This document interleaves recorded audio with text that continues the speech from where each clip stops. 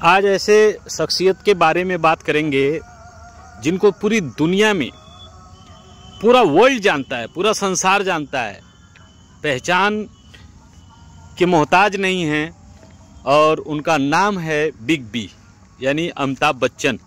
जी हाँ, हम बात करेंगे अमिताभ बच्चन जी के बारे में। अक्सर हारने की जो आशंका होती है ना, वो जीतने के साहस को नष्ट कर देती है। अमिताभ बच्चन जब फिल्म इंडस्ट्री में एंट्री मारे, उससे पहले वो कितनी बार असफल हुए और क्या क्या उनके साथ हुआ, आज कुछ स्टोरी आपके सामने रखूँगा। तो लास्ट तक बने रहिए और जानिए इस स्टोरी को कि कैसे आदमी, लोग सफल व्यक्ति को जानते तो हैं लेकिन वो कितनी बार विफल हुआ उसके बारे में कोई नहीं जानता। 7 फुट लंबा वो इंसान जिसे इनकलाब के नाम से लोग जानते थे। पूरी दुनिया में अमिताभ बच्चन को इनकलाब के नाम से जाना जाता था। एक इनकलाब, ऐसी शख्सियत जिसका जन्म 18 अक्टूबर को 1942 ईस्वी में इलाहाबाद उत्तर प्रदेश में हुआ। ऐसे शख्स जिनको आज पूरी दुनिया जानती है। मैं आपको बताऊं, इनके पिता हिंदी के जाने माने कवि हरबंस राय बच्चन जी और माता तेजी बच्चन एक समाज सेविका थी और इनकी जो आरंभिक शिक्षा हुई वह शेरवुड कॉलेज नैनीताल से हुई और दिल्ली यूनिवर्सिटी से इन्होंने स्नातक की परीक्षा को पास किया। मैं आपको बताऊं, कमाने के लिए ना, बच्चन जी बॉलीवुड में जब नाम कमाना था तो उस नाम को कमाने के लिए थोड़ा संघर्ष थोड़ी किया है, इन्होंने बहुत सारा संघर्ष किया था। शुरुआती दिनों में अमिताभ बच्चन को आकाशवाणी से ये कह करके निकाल दिया गया था कि आपकी जो आवाज़ है ना वो अच्छी नहीं है, यानी आपकी आवाज़ अच्छी नहीं है, इसलिए आपको आकाशवाणी से निकाल दिया गया।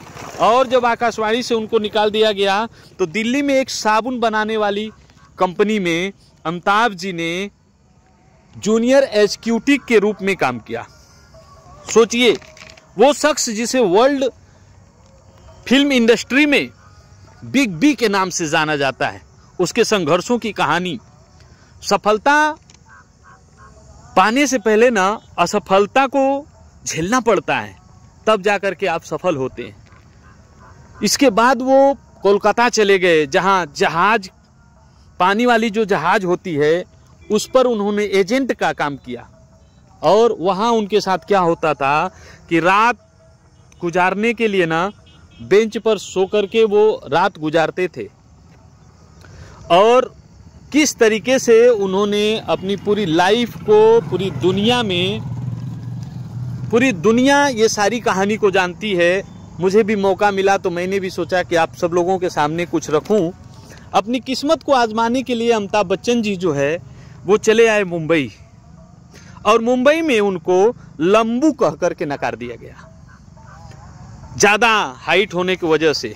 लेकिन हुआ ये कि निर्देशक के अब्बास ने पहली बार उनके ऊपर भरोसा किया और साथ हिंदुस्तानी फिल्म में उन्हें पर्दे पर लाया। लेकिन उन्हें यहाँ भी असफलता का सामना करना पड़ा और वो विफल हुए।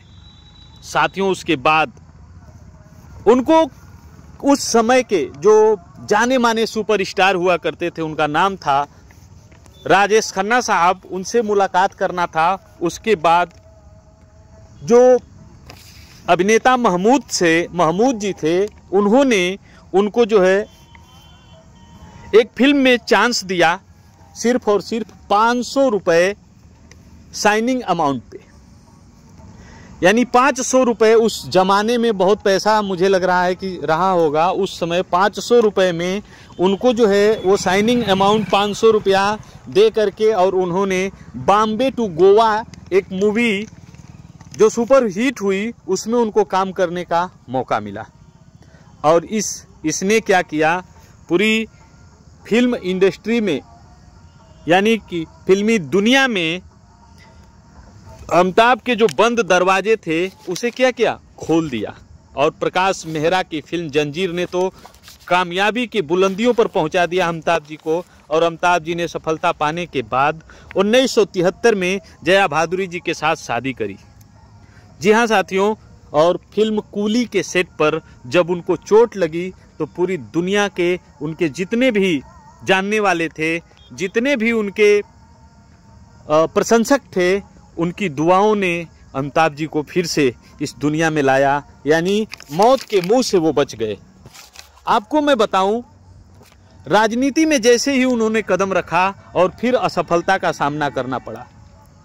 1996 में उनकी अपनी खुद की company ABCL Amitabh Bachchan corporation limited के माध्यम से उन्होंने विश्व सुंदरी प्रतियोगिता करवाई बेंगलोर के अंदर, और वो सबसे बड़ा विफलता का कारण रहा।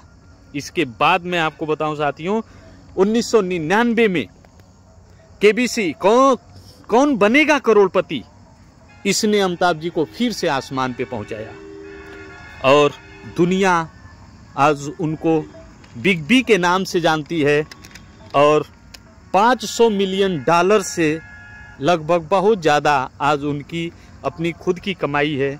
और अगर कोई व्यक्ति सफल होता है तो उसकी सफलता और विफलता दोनों में विफलता का बहुत बड़ा रोल होता है, तब वो व्यक्ति सफल होता है।